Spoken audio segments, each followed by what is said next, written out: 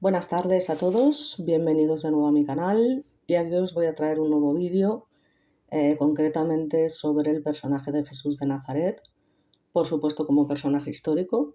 Bueno, esto puede causar cierta controversia porque lógicamente, bueno, pues aquí entramos en, digamos, las personas religiosas, las no religiosas, ¿vale? Yo concretamente respeto muchísimo a todas aquellas personas que creen en Dios, por supuesto, y que creen incluso en que Jesús fue el Hijo de Dios en la tierra, pero bueno, yo soy totalmente atea y voy a hablar del Jesús histórico, como un personaje al que realmente admiro, porque sin ninguna duda ha sido el personaje más influyente de la historia y creo que merece, bueno, pues al menos este documental, y ya os digo siempre como personaje histórico, ¿no? El tema de la religión pues se lo dejo a las iglesias, los religiosos y todos aquellos que se creen la Biblia a pies juntillas, ¿de acuerdo? Yo en esto pues evidentemente no estoy de acuerdo y muchísimo menos en el hecho de que Jesús fuese el Hijo de Dios, que resucitó y todas esas historias, ¿de acuerdo? Ya digo, respetando todas las creencias, espero que este vídeo no cause demasiada controversia, pero si es así, pues tampoco puedo hacer nada. Es decir, yo voy a manifestar siempre mi opinión libremente, intentaré no liarme demasiado para aquellos que decís que mis vídeos duran mucho, así que intentaré resumir lo máximo posible. Aquí la pregunta principal es si realmente existió Jesús o fue un invento literario. Bueno, pues básicamente hay una, digamos, multitud de historiadores y científicos que efectivamente confirman la existencia de Jesús como personaje histórico, ¿vale?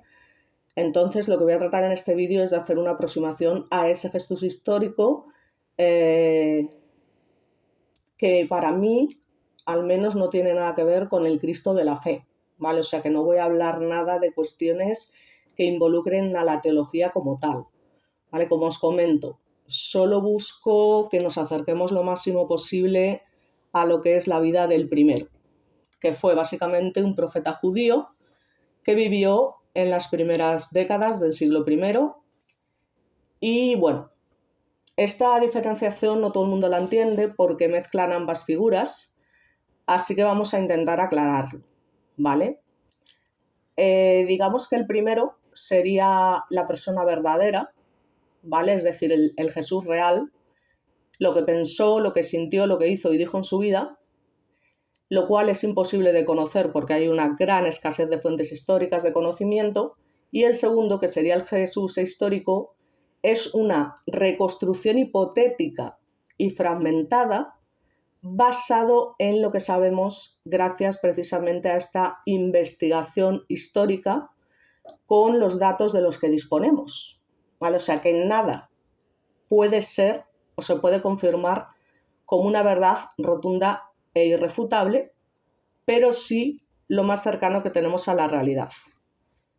Como hechos básicamente probados estaría el bautismo, ¿vale?, de Jesús por parte de Juan el Bautista y lo que es su muerte, ¿vale?, la crucifixión. Esos son hechos probados científicamente. Todo lo demás, bueno, pues según ciertos estudiosos, según algunos de los evangelios que la aproximan más a esta figura histórica, pues podemos decir pues una serie de cosas, ¿de acuerdo? Lo primero de todo, como os digo, hay motivos de sobra para afirmar la existencia del Jesús histórico porque, bueno, entre otras cosas, hay dos historiadores antiguos que fueron Flavio Josefo y Tácito, que, bueno, pues confirman efectivamente a través de determinados textos que Jesús fue un personaje real, ¿vale? Lo que sí se sabe es que, bueno, fue un personaje demasiado complejo y, bueno, pues esto lógicamente no puede ser fruto de una invención, ¿no? Es decir, que si fuera un invento, las Sagradas Escrituras no tendrían deficiencias y el debate sobre la naturaleza de Jesús de la fe no habría durado siglos, ¿de acuerdo? Respecto al momento del nacimiento de Jesús. Bueno, Pues no se sabe básicamente con certeza, como os he dicho, si nació en Nazaret, pero lo que parece seguro sí o sí es que no fue en Belén, desde luego. El relato sobre su venida al mundo es mitológico, ¿vale? Digamos que lo que se sabe es que el año aproximado fue antes del fallecimiento de Herodes el Grande.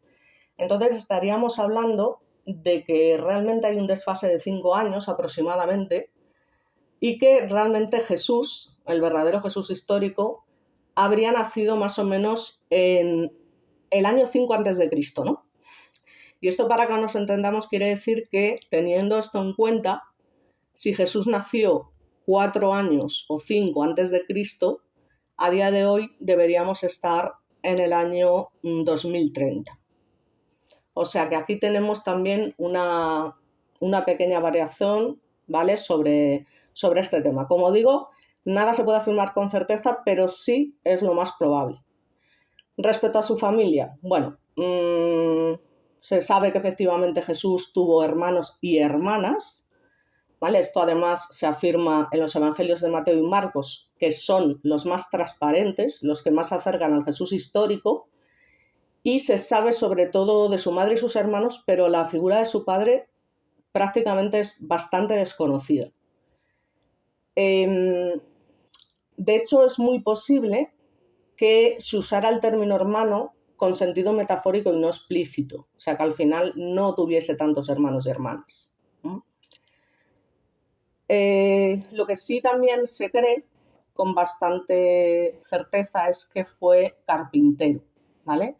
Bueno, más bien albañil o maestro de obras en general, por lo menos en los primeros años de su juventud, ¿vale? Lo que pasa que luego, evidentemente, abandona el oficio cuando inicia su predicación. Esto provoca en un principio, fijaos lo que os digo, que perdiese el afecto de sus familiares, que en un principio lo tomaron por loco, no creyeron en él, lo consideraron un excéntrico, ¿vale? Y ya es posteriormente cuando se reconcilian con él y se suman a su grupo de seguidores junto con sus discípulos. El Jesús histórico hablaba en arameo. Se piensa que quizás supiera algo de hebreo y de griego por su uso de las escrituras. Era necesario para su negocio saber leer y escribir, o sea que se piensa que tuvo cierta culturización o escolarización en su momento. Y en cuanto a su estado civil y respecto a María Magdalena, desconocemos totalmente si era soltero, casado, viudo, cualquiera de las 3 opciones son factibles, ¿de acuerdo? Lo que sí que se sabe también es que es una persona con dotes para la oratoria y la retórica, que tiene una gran imaginación y una capacidad pedagógica para transmitir su pensamiento de forma sencilla y amena. En lo que se refiere a su aspecto físico, pues no se sabe nada. Aquí os presento 2 imágenes de lo que es el Jesucristo mitificado, que es el Jesucristo religioso, y luego aquí pues tenemos lo que sería realmente una reconstrucción más histórica y más real de cómo era realmente el Jesús histórico, ¿de acuerdo? La imagen tradicional del Jesús con barba y cabello largo, bueno, pues al menos lo del cabello largo parece ser que no es real. Es lo de siempre, o sea, aquí tampoco podemos tener una certeza porque no creo que nadie se haya dedicado a estudiar cómo llevó el pelo en su momento Jesús de Nazaret. Digamos que desde su nacimiento era un paria social, un marginado. Entonces, sería una persona de paternidad dudosa que en principio no era aceptado por la comunidad. No podía unirse, digamos, a la comunidad en oración y en teoría tenía prohibido casarse con una israelí completa. Lo que no cabe ninguna duda es que el Jesús histórico, fue una persona pacifista y apolítica, ajena al mundo que le rodeaba, y desde el punto de vista de hoy, digamos que sería un estricto nacionalista judío, ¿de acuerdo? En un principio dejó su tierra natal y se convirtió en discípulo o seguidor de Juan Bautista.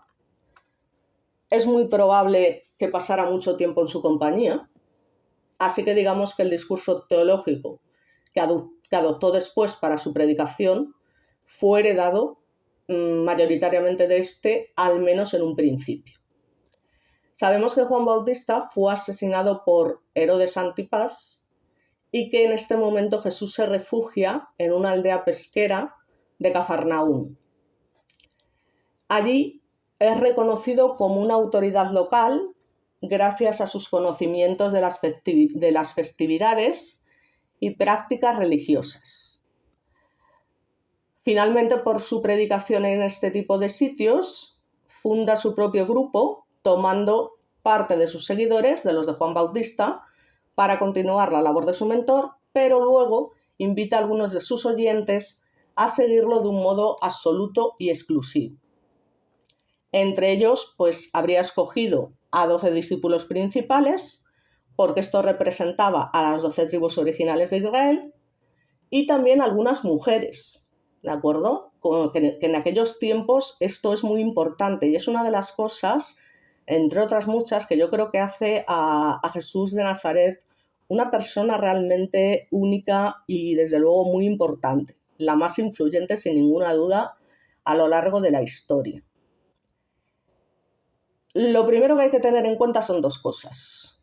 Que sus seguidores solo se contaron por decenas, por lo que tampoco podemos magnificar sus actos en vida, y que su muerte fue un acto secundario y que no llamara demasiado la atención en la vida cotidiana de Jerusalén. Entonces, es muy probable que el Jesús histórico pasara absolutamente desapercibido en su mundo y su época.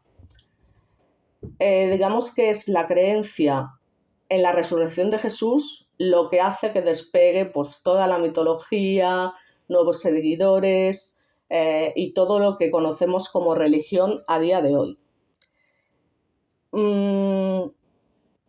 Es decir, si Jesús hubiera seguido vivo, a lo mejor a día de hoy, esto es un planteamiento bastante importante, a día de hoy a lo mejor ni existiría el cristianismo, ¿vale?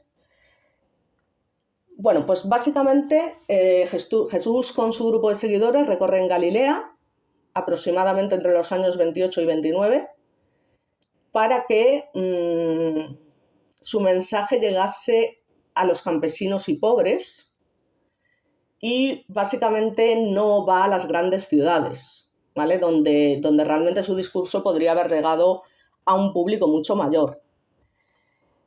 Puede que Jesús considerara que eran las zonas rurales donde vivían los israelitas de verdad, que conservaban sus tradiciones antiguas y no se corrompían normalmente por su convivencia con los romanos. También, por otro lado, sería probable que Jesús evitara conscientemente las ciudades por temor a que le apresaran y asesinaran los soldados de Herodes Antipas, al ser seguidor de Juan Bautista, evidentemente. No se puede obviar el hecho de que viajaba lejos del hogar de su familia para restablecer su reputación social al margen de su controversia sobre su ascendencia. Entonces, digamos, ¿qué fue lo que predicó Jesús y por qué fundamentalmente fue condenado? ¿Vale? Bueno, pues básicamente, aunque ya os digo que no existen fuentes primarias, tenemos los primeros textos sobre él en los evangelios de otras fuentes del Nuevo Testamento, que como sabemos son escritos con posterioridad y ya más con una intención religiosa, pero nos vamos a basar, como os he dicho, en los autores de Flavio Josefo, y Tácito, ¿de acuerdo? Que son historiadores de la época y que digamos que son los textos que más se acercan a lo que es el Jesús histórico, ¿vale? Que es lo que conocemos a día de hoy. Porque Jesús O sea, qué es lo que predica y por qué es castigado, ¿vale? De alguna manera a morir de la forma en que lo hizo, que esto sin ninguna duda fue terrible, ¿vale? Esto fue terrible y no lo podemos obviar. Bueno, pues en principio, las bases fundamentales de lo que predicaba Jesús fue lo primero, el anuncio que a través de su ministerio se hacía presente el reinado de Dios. Este término básicamente es inseparable. A ver, un momentito. Un momento, por favor. Bueno, pues como os comentaba, el término del reinado de Dios es una afirmación de la soberanía de Dios que irrumpe en la historia de una forma nueva y decisiva. O sea, probablemente aquí encontramos lo más típico y propio del mensaje de Jesús. Otra cosa es que el reinado de Dios no es primariamente un mensaje ético, sino la proclamación de la soberanía de Dios que se hace presente de una forma irrevocable, escondida y misteriosa como oferta de gracia y de vida. Además, Jesús anunció para un futuro, probablemente cercano, una intervención decisiva de Dios que supondría la manifestación definitiva de ese reinado de Dios. Esta intervención divina no supondría el fin del mundo, pero sí una profunda transformación histórica. Jesús usa un lenguaje no especulativo, sino poético. No pretende proporcionar un cuadro acabado del futuro. El reinado de Dios es un mensaje de resistencia y esperanza para un pueblo que está especialmente oprimido. Él predica mucho sobre la igualdad, sobre la justicia, ¿vale? Eso es lo que lo hace sin ninguna duda un personaje muy interesante, ¿vale? Desde el punto de vista histórico. Lo que realmente lanza es un mensaje de resistencia y esperanza, como os comento. A día de hoy los signos actuales del reinado de Dios pues tienen un carácter liberador, ¿vale? Lo que aliena al ser humano, humanizador e inclusivo, como por ejemplo pecadores y publicanos, que siempre para Jesús tienen que ser perdonados. De hecho, él también, entre otras cosas, habla siempre del perdón a los enemigos. Y bueno, la manifestación definitiva del reinado de Dios será el triunfo pleno de la justicia y de la vida, como os he comentado. La comunidad cristiana primitiva acentuó el elemento futurista de la predicación de Jesús con la introducción de imágenes apocalípticas. A la luz de la fe pascual, la venida del reino de Dios es inseparable de la venida del Señor o el Hijo del Hombre. Es decir, la comunidad pospascual explícita y subraya la vinculación que Jesús ya estableció entre su persona y el Dios del reino, proyectándola hacia el futuro. Todo esto causa, entre otras cosas, que todos estos anuncios del profeta Galileo no respondan a las expectativas judías más convencionales, lo que ya causa de por sí pues, un problema para el resto de los judíos, digamos, concretamente para Caifás, que como sabemos, bueno, pues digamos que lo que lleva finalmente a la condena de Jesús son delitos relacionados con desórdenes públicos, ¿vale? Esto es lo que se puede deducir del método de ejecución elegido. Parece ser que en plena Pascua viaja a Jerusalén y, bueno, pues toma un templo, expulsa a varias de las personas que están allí y, bueno, empieza a orar sobre sus ideas, sobre sus ideologías y demás. Y esto es una ofensa muy grande, como os comento, para su propio pueblo, que se lo toman desde este momento pues como una persona subversiva y peligrosa. Es decir, que los propios judíos, su propio pueblo, lo que tiene miedo es a que el hecho de todas estas predicaciones que lleva a cabo Jesús y que cada vez parece que llegan más lejos y a más número de gente, les causase miedo a tener cualquier problema, cualquier guerra, cualquier baño de sangre con los romanos. ¿Vale? Esto es lo último que querían en ese momento los judíos. Y por eso básicamente pues querían darle de alguna manera un castigo ejemplar, pero que ellos no podían aplicar, por ejemplo, como es el caso de la crucifixión.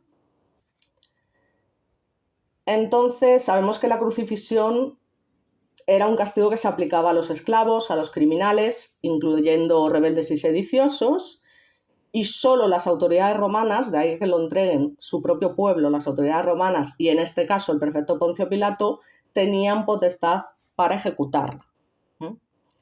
Es decir, realmente, aunque la religión tuviera que ver en ello, no fue el motivo de la condena. El motivo de la condena fue básicamente que se le tomó como un falso profeta y que aunque los judíos esto lo condenaban con una lapidación, deciden de alguna manera, para ganarse la simpatía del pueblo romano y para calmar un poco la ira que podrían sentir por este tema, pues lo que hacen es entregarlo directamente a los romanos. A los ojos del prefecto, cualquier alteración del orden público en un momento tan cargado de simbolismo, lo que es la conquista de la libertad del pueblo judío, debía ser inmediatamente suprimida. Pero sí que es cierto que concretamente es una amenaza para los sacerdotes judíos, en particular, como digo, para el sumo sacerdote Caifás, para el cual Jesús representaba un problema, ¿vale? Porque la mayoría de su vida predica en Galilea, pero cuando llega a Jerusalén, junto a un grupo de seguidores, las cosas cambian. Es decir, existe un doble peligro, no solo por sus críticas a ciertas conductas de los sacerdotes, sino también por el miedo, como os comento, a que desencadenara una revuelta y que esta revuelta fuera sofocada por los romanos en un baño de sangre. Y esto, ya os digo, viene todo a razón de que expulsa a los mercaderes del templo cuando va a Jerusalén, y esto va a ser el detonante, ¿vale?, para que los propios judíos lo lleven, como os comento, ante Poncio Pilato. Porque básicamente lo ven un peligroso agitador de masas y dicen, nos la va a liar parda, y no queremos meternos en un problema con los romanos porque a este tío le ha dado por decir determinadas cosas. Así que lamentablemente, pues bueno, efectivamente lo llevan ante Poncio Pilato acusándolo de blasfemo, de que predica que es el Dios en la tierra y demás.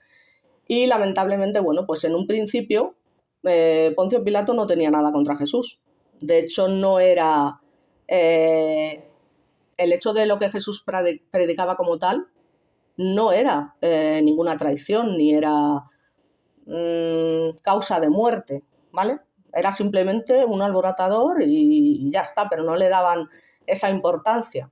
Pero como los judíos insisten tanto, el Caifás insiste tanto y demás, aunque en un principio Poncio Pilato lo condena, digamos que para que diese pena y finalmente no lo tuvieran que sacrificar, a recibir una serie de latigazos, como sabemos que en principio debían ser 39, pero sabemos que los romanos daban muchos más, pues bueno, evidentemente no consiguen ablandar a los judíos, que piden de hecho cada vez más sangre, hasta que al final Poncio Pilato, pues, y con esto no quiero justificarlo ni muchísimo menos, porque sin ninguna duda Poncio Pilato tenía un carácter desde luego inflexible, ¿vale? O sea que era una persona que tampoco le temblaba el pulso ni tenía ninguna consideración para condenar a quienes pudieran suponer una amenaza para el poder romano.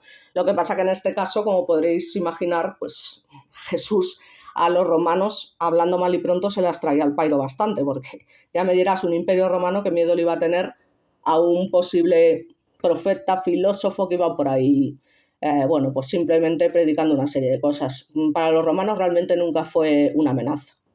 Ya os digo que fue su propio pueblo el que lamentablemente lo traicionó. Muy triste, la verdad, muy triste. Pero sobre todo, lo que es muy triste es, al final, la manera de morir que tuvo este hombre. Bueno, pues lamentablemente es condenado a morir por crucifixión, que era una de las peores torturas que existía en ese momento en el mundo romano, una de las peores formas de morir. Y bueno, pues aquí los estudiosos forenses describen un poco las lesiones sufridas por Jesús desde el momento de su detención hasta su muerte en la cruz, ¿de acuerdo? Y para esto, bueno, pues se utilizan varios documentos para poder llegar a determinadas conclusiones. Entonces, podemos analizar la tortura y muerte de Jesús desde un triple enfoque, que es el forense, el criminológico y el judicial, ¿vale? Aunque no contamos con su cuerpo, sí que podemos realizar un análisis forense retrospectivo basado, como os comento, en testimonios y documentación de la época. Ya te digo, con relatos como de los evangelios canónicos hasta los textos apócrifos, que no son falsos, sino pertenecientes a la ortodoxia de la Iglesia. Y bueno, ya sabemos la Iglesia, en fin, no voy a darle muchas vueltas a ese tema. Entonces, por ahora no se ha podido desmentir esto, ¿vale? Con lo cual, bueno, pues sería lo más factible en este caso. Y entonces se comenta que, o la documentación histórica romana establece que desde la detención hasta la muerte en la cruz de Jesús transcurren 24 horas y que una vez crucificado permanece vivo solo 2 horas. Se sabe que algunos crucificados duran incluso varios días.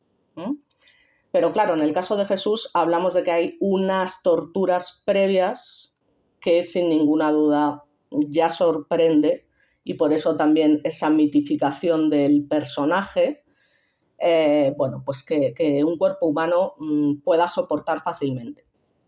Eso no quita que fuese así, porque realmente sabemos, y por muchos casos de niños incluso que son torturados día tras día y lo que son capaces de aguantar durante días, durante meses, incluso durante años, hasta que finalmente fallecen, con lo cual Jesús, que sabemos que era un hombre fuerte, era un hombre carpintero, albañil, que trabajaba en la obra, que tenía un cuerpo, digamos, curtido y demás, pues que probablemente por ese motivo sobreviviese, bueno, pues un poco más de lo que se puede esperar.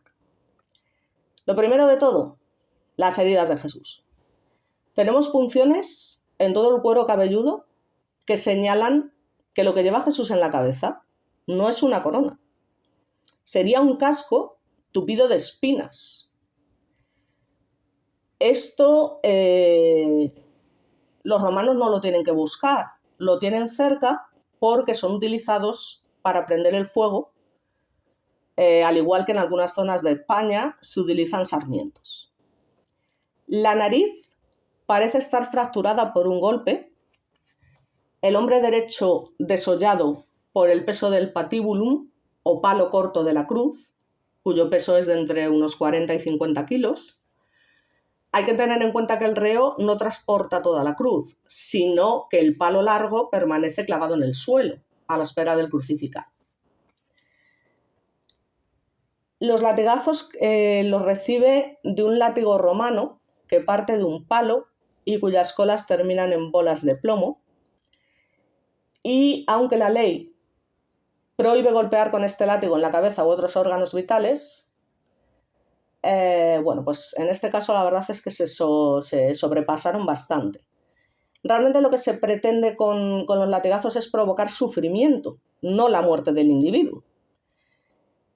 Pero se sabe que si lo máximo permitido solían ser 39 latigazos y que por supuesto los romanos esto no lo cumplieron ni muchísimo menos, y menos en el caso de Jesús, lamentablemente, sabemos que recibió hasta 300 impactos de estas bolas de plomo, el triple de lo permitido en la ley judía, lo que llevó a que tuviese varias costillas fracturadas en el momento de acarrear el patíbulum fruto de los golpes. Parece ser que también se le desuellan ambas rodillas hasta la rótula por el efecto de las caídas y el peso del palo de la cruz. O sea, horrible. Ya se me está empezando a poner mal cuerpo. Bueno, pues aquí lamentablemente vemos una imagen más o menos, aunque no se puede leer muy bien porque la imagen no es muy nítida, ¿vale? Parece ser que no podemos leer con claridad, parece ser, a ver, bueno, si se puede leer mejor. Pero bueno, lo voy describiendo, hay que tomarse su tiempo porque tela marinera lo que le hicieron a este señor, es inexplicable la maldad humana hasta dónde puede llegar, ya desde tiempos, como vemos, muy lejanos. Y bueno, al contrario de lo que mucha gente sigue pensando, Jesús no fue crucificado con los clavos en las manos, porque esto cae por su propio peso, nunca mejor dicho.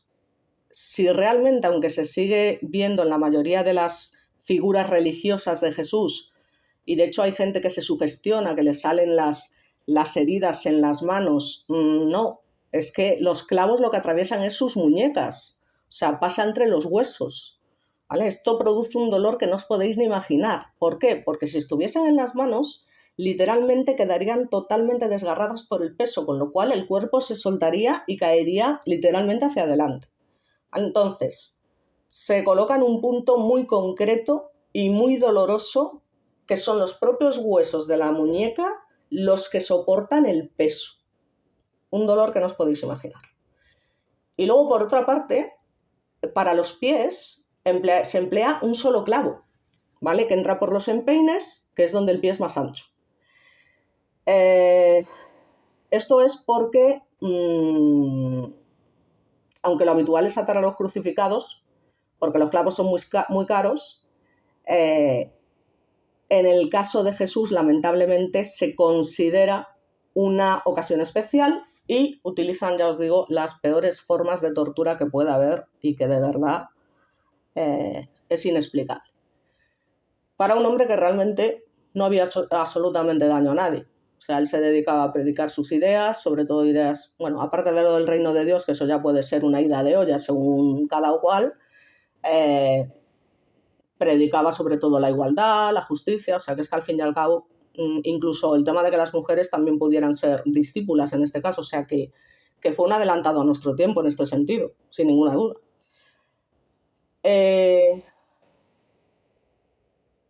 Digamos que posteriormente a esto, la guarnición romana, antes de abandonar el lugar de sacrificio, tiene la misión de asegurarse de que el crucificado está muerto, ¿vale? Para garantizar que nadie lo descuelga con vida.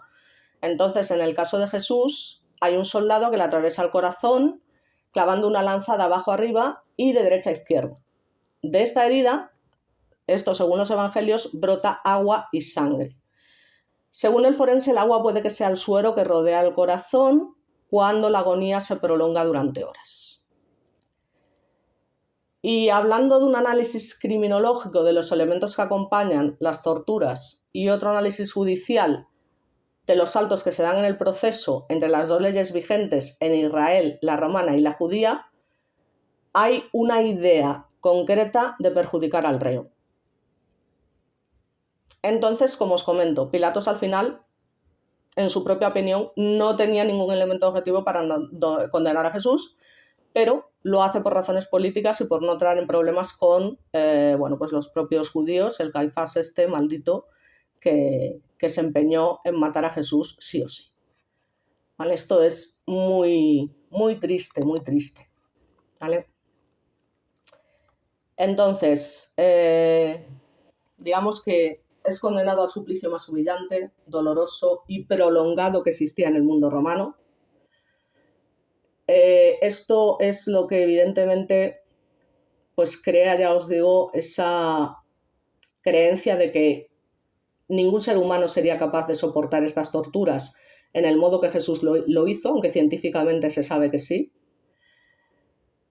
Y de hecho hoy en día, como os comento, tanto la medicina forense como la anatomía clínica, fisiológica y física y química pueden responder a estas preguntas con un nivel de detalle sorprendente, ¿vale? Porque se han realizado estudios realizados sobre cadáveres, tejidos humanos, simulaciones físicas y análisis históricos que pueden reconstruir de manera exacta en el momento de morir el crucificado y cómo ese proceso encaja con lo que narran los evangelios y las tradiciones.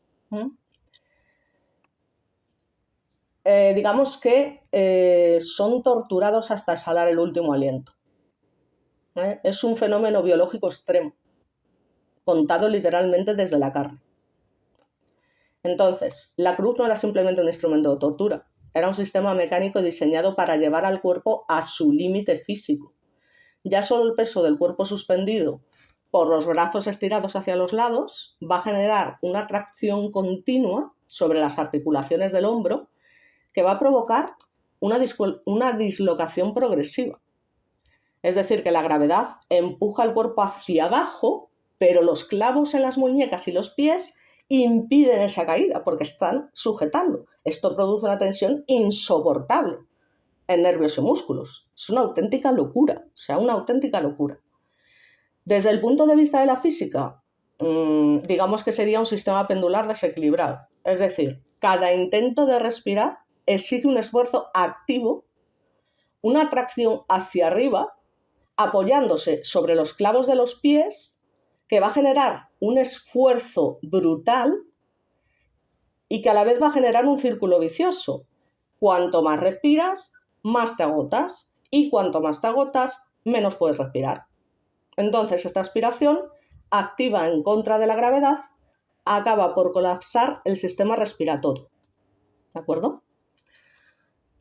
Y esto teniendo en cuenta lo que ya traía de por sí. Entonces, la principal causa de muerte en una crucifixión no es el desangramiento ni un infarto repentino, sino la asfixia progresiva. Al estar suspendido, el tórax se mantiene expandido, lo que dificulta la aspiración. Para expulsar el aire, como os comento, el crucificado debe elevar su cuerpo y aunque al principio lo consigue, finalmente los músculos se fatigan, el dolor se hace más intenso y el cuerpo ya no puede elevarse para exhalar. Entonces se produce una asfixia por agotamiento, básicamente. Esto provoca una acumulación de dióxido de carbono en la sangre, lo que genera una acidosis respiratoria y metabólica, que hace que la sangre se vuelva cada vez más ácida, que el corazón se descompense, los riñones fallen y finalmente todo el sistema colapse. La verdad que, en fin, yo no tengo palabras. No tengo palabras porque ya básicamente hacerle esto a cualquier persona es de por sí una auténtica barbaridad. Pero bueno, a mí, digamos que yo a Jesús como personaje histórico es una de las personas que más interés me despiertan y que de alguna manera admiro, ¿no? Básicamente por la persona que fue y por lo injusta que fue la historia con él. Es que es horrible, tuvo que ser horrible. Es que, bueno, a ver, podría meterme en más detalles sobre el impacto químico y biológico, pero es que realmente ya es un poco andar en la herida, ¿vale? Y yo creo que al final, yo creo que ya hemos tenido suficiente, no me quiero alargar demasiado.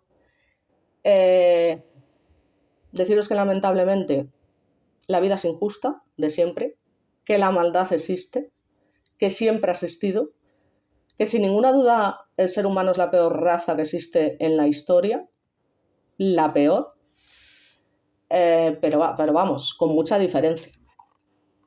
Que somos capaces de provocar el peor daño y tenemos la Inquisición, y hay que tener en cuenta una cosa, y esto ya digo, siempre sin ánimo de ofender. En nombre de Dios, la cantidad de personas que han muerto. Y luego otra cosa, la propia Inquisición española. O sea, que tela marinera, ¿vale? Quiero decir que al final la religión también ha servido como excusa para que ciertos personajes que han sido muy influyentes, obispos, cardenales, que han estado siempre ahí de alguna manera rodeando ese mundo de la monarquía y siempre ahí conspirando, y que a día de hoy está demostrado que muchos de ellos son pederastas. En fin, no me voy a meter en eso porque al final es lo que te digo, se va a crear una controversia en la que no quiero entrar. Pero básicamente mucha gente ha aprovechado todo este tema para hacer literalmente lo que le ha dado la gana y llevar a cabo cosas brutales, muertes, ahorcamientos, torturas y un sinfín de cosas más. Así que bueno, espero que os haya gustado mi vídeo, dentro de lo que cabe. Lógicamente a los que sois religiosos pues a lo mejor no os gusta tanto, pero ya os digo que con todo mi respeto, es decir, que de hecho envidio a las personas que creen en Dios porque en el fondo llevan mucho mejor el tema de las desgracias que los que no creemos ni en Dios, ni por supuesto en Jesús como un hijo de Dios, pero sí como un personaje, ya os digo, querido de alguna manera y digno de admiración. Así que nada, os mando un saludo muy fuerte y bueno, ya colgaré cuando pueda mi próximo vídeo. Espero no haber sido muy, muy pesada y sobre todo no haber caído mucho en coletillas y demás. Intento mejorar cada día, así que un saludito y hasta el próximo vídeo.